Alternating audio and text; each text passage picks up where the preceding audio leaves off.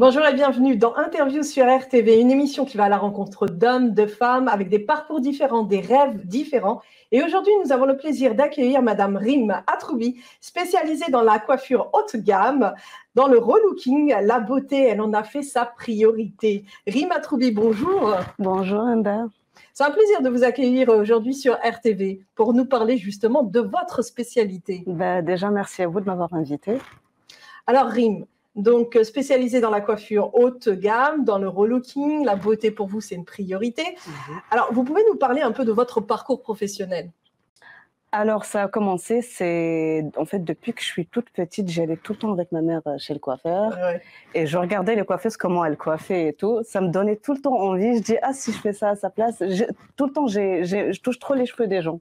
Même quand j'étais petite, je touchais trop les cheveux de mes cousines, de mes tantes et tout. Vous aimiez ça? Oui, mais j'aurais jamais cru que ça allait être mon métier.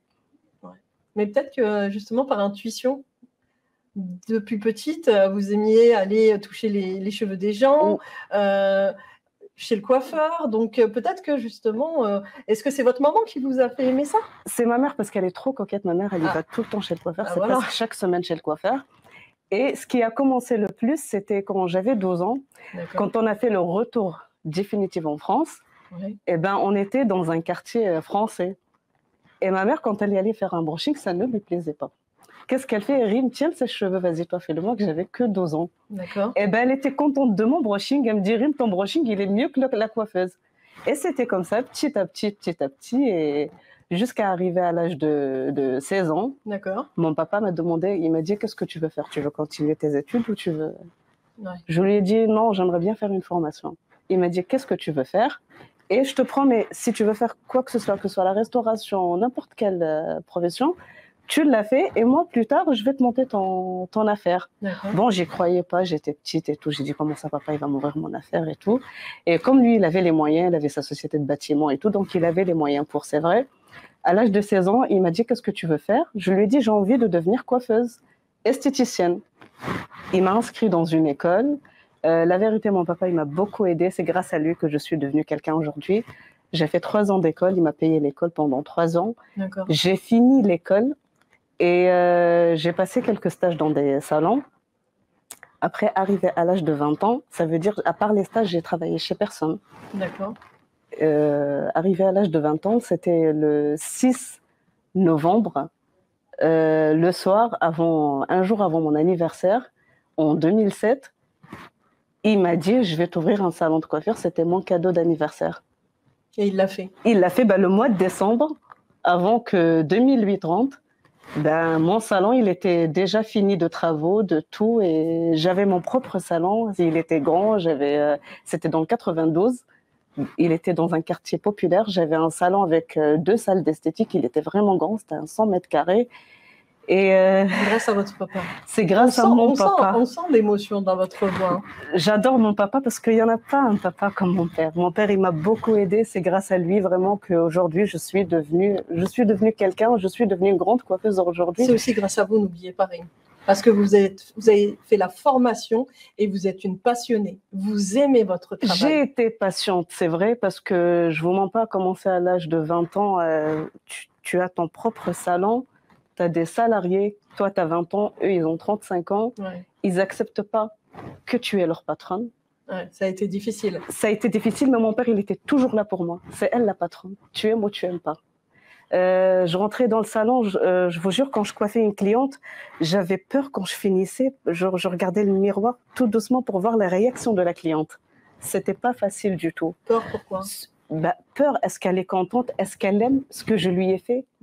C'était pas facile. Peut-être si je travaillais chez quelqu'un, c'est pas pareil que... Bien sûr. Là, vous avez une lourde responsabilité. C'était mon salon, donc c'était pas facile.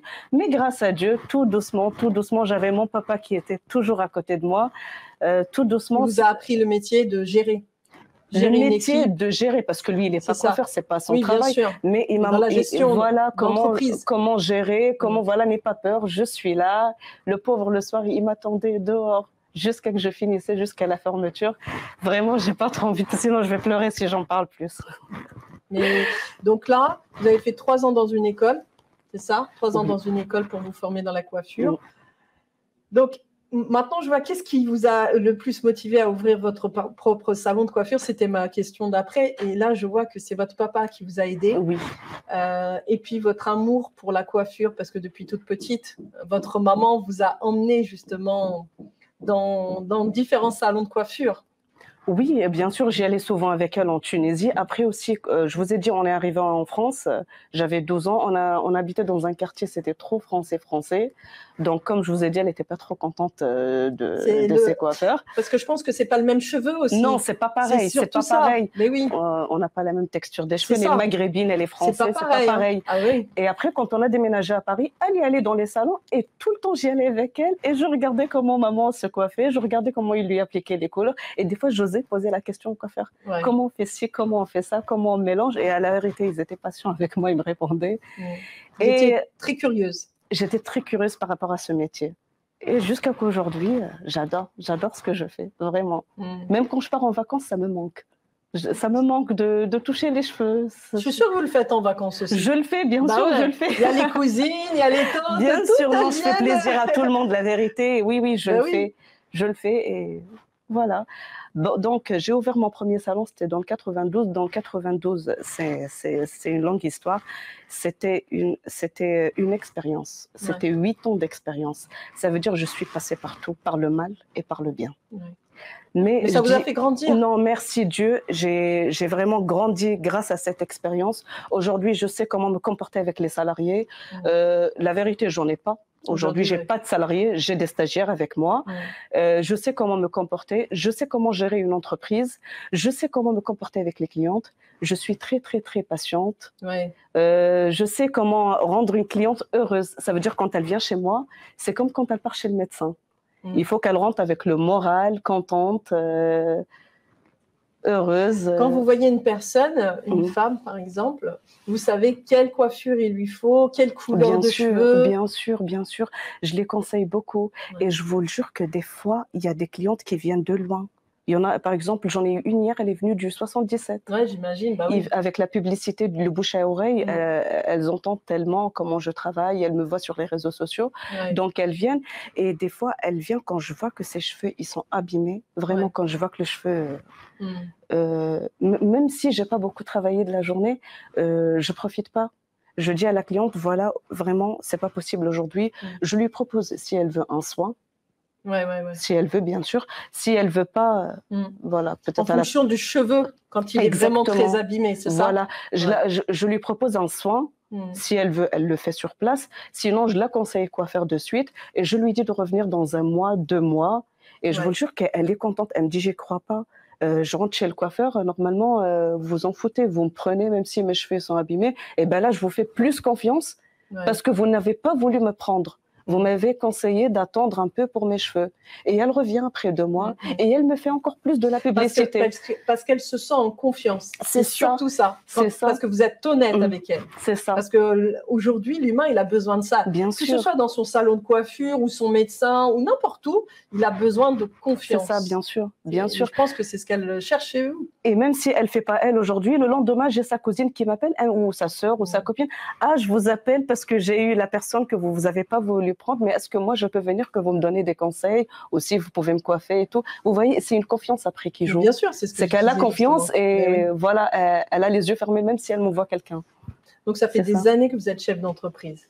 Ça fait des années. J'ai commencé c'était fin 2007 que j'ai commencé. Fin 2007, début 2008. Je suis patronne ça veut dire que je travaille à mon compte. Et jusqu'à aujourd'hui, j'ai été 8 ans dans le 92. Et là, ça va bientôt faire, en octobre, 30 octobre, ça va faire 6 ans dans Paris 11e, près de la Bastille. C'est ça. Et je suis très bien là où je suis, la vérité. C'est beaucoup mieux. C'est une autre clientèle. Hein? C'est une autre clientèle, je suis plus à l'aise, j'apprends plus de choses. Grâce à l'expérience que j'ai eue avec le premier salon. Bien sûr. Je fais tout le temps des formations, j'essaie toujours d'être à jour dans les couleurs, dans les coupes, dans les soins, surtout les soins pour les cheveux, les lissages. Justement, on va y revenir à tout ça. Vous nous avez parlé tout à l'heure des femmes qui viennent dans votre salon. Il y en a plein qui sont déprimées et puis après qui repartent avec le sourire. Oui. Oui, il y en a plein, c'est vrai, elle arrive, elle n'est pas bien, elle n'a pas le moral, Elle est déprimée de ses cheveux, surtout s'ils sont abîmés. Donc, je lui propose, j'ai plusieurs types de soins. Il y a le soin Botox, le soin CCRP, il est très efficace, il vient du Brésil. C'est quoi, c'est le soin CCRP? Le soin CCRP, c'est un soin quand les clientes, elles ont fait beaucoup de mèches. C'est plus pour cheveux décolorés, méchés. Ça veut dire que le cheveu, il devient comme un chewing-gum. Et le soin CCRP, il le répare, il lui redonne la force. D'accord. Par exemple, les personnes qui ont des cheveux fins, ils peuvent faire ce soin? Bien sûr, ça le donne de la force. Ça veut dire la densité, plus de densité. Il est plus dur le cheveu. Il est plus dur. Il est pas élastique. Il est plus dur. Donc je leur propose des soins comme ça. D'accord. Et elle voit le résultat le jour même. C'est ça. Ça veut dire oui, elle le voit, elle le sent. Quand elle touche ses cheveux, elle le sent. Elle dit oui, voilà.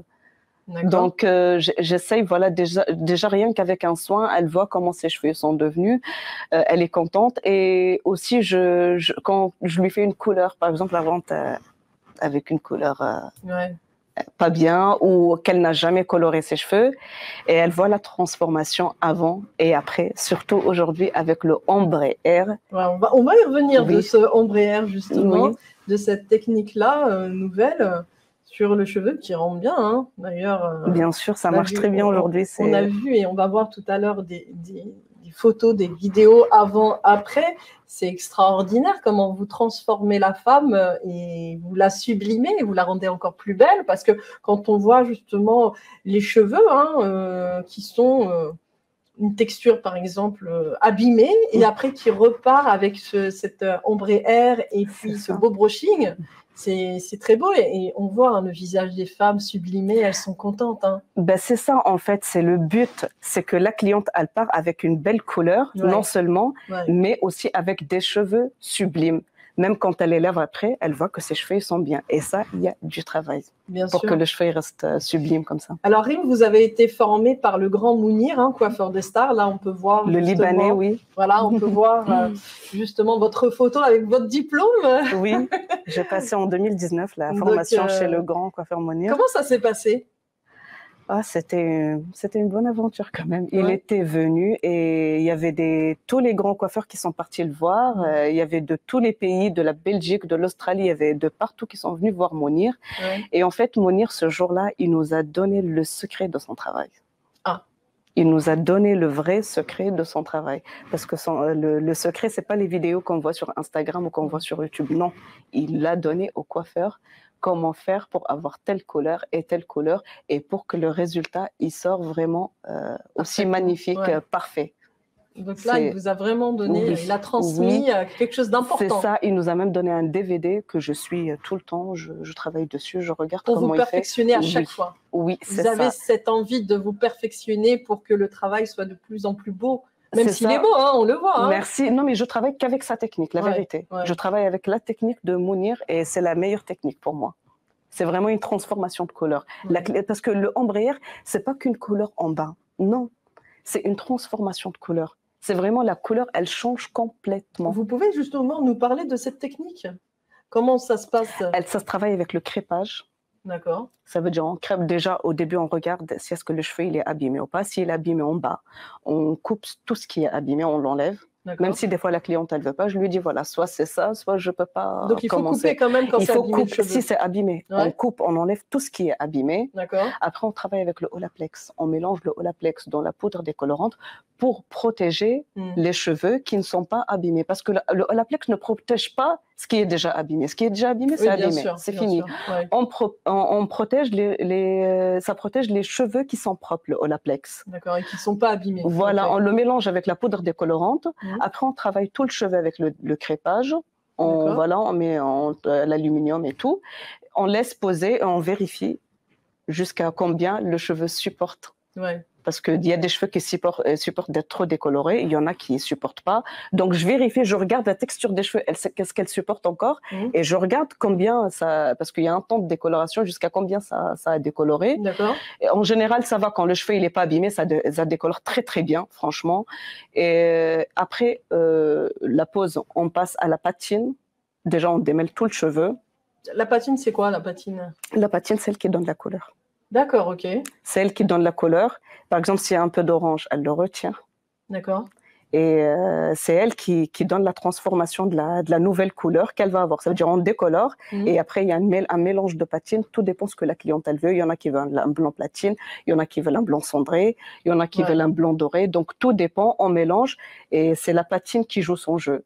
Et une fois c'est fait, ça y est, après la cliente, bien sûr, on lui rince ses cheveux et tout, après le brushing et elle voit le changement. Et est-ce que ce ombre air peut convenir à tout type de cheveux? Non. Non.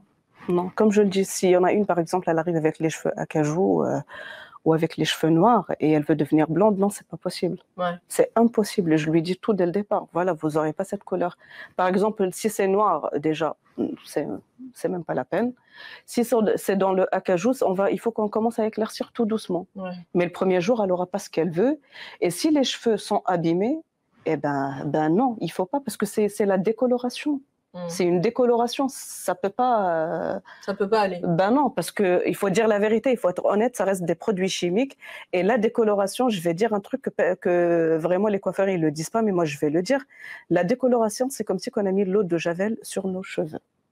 Ah oui. Elle décolore tous les cheveux, donc c'est un produit chimique très fort. Vraiment, il faut pas trop jouer. C'est vraiment si on a les cheveux abîmés ou les cheveux fragiles, il faut même pas penser à faire un ombre air. Donc une personne qui a des cheveux fragiles ou qui perd beaucoup ses cheveux, vaut mieux pas. Non, vaut mieux pas, vraiment. Non. Non. Et moi je leur dis ça. Et qu'est-ce qu'elle peut faire, par exemple, une personne qui veut vraiment changer de couleur de cheveux, mais qui a malheureusement des cheveux fragiles, qu'est-ce qu'elle peut faire à part le ombre air? On peut lui travailler, par exemple, un ombre air, mais en style balayage. Ah, voilà, un balayage. Moins fort, et on le travaille avec le 20 volumes. Ça veut dire le 30 et le 40, on ne s'approche pas. Et elle éclaircit à chaque fois tout doucement comme ça. Mais en balayage, vraiment, on essaie de lui travailler avec le balayage. Et après, on lui fait une patine et tout. Mais ce n'est pas un balayage, ça reste entre les deux, on va dire. Ouais. D'accord. Pour que la cliente, elle ne se sent pas, parce que quand on lui dit, tu ne peux pas faire ça, et elle a envie, comme vous le dites, elle veut vraiment changer. Donc, on essaye de lui faire un plaisir, mais sans lui agresser les cheveux. Donc là, vous nous avez apporté, on va voir justement plusieurs vidéos, plusieurs femmes dont vous avez fait cette technique d'ombre air. Ok. On va regarder.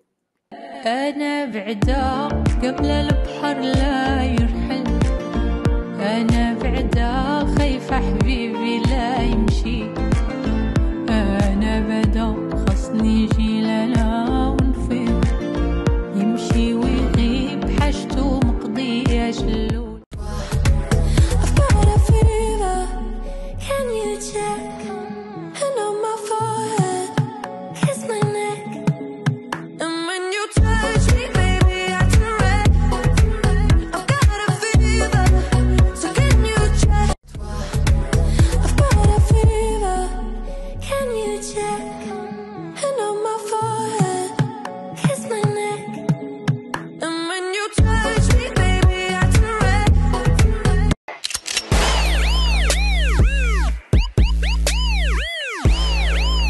Donc là, c'est intéressant, à travers justement ces vidéos de avant-après, de voir justement sur le visage de ces femmes, comme on a dit tout à l'heure, heureuses.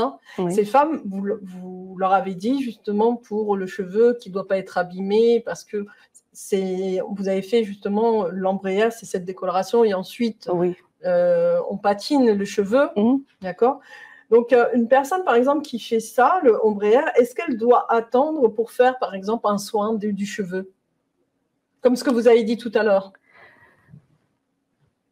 Ça veut dire si elle a fait le ombre air, et donc elle a fait cette technique-là, et une semaine après, elle vient et elle voudrait faire un soin du cheveu, un botox ou un autre, elle peut?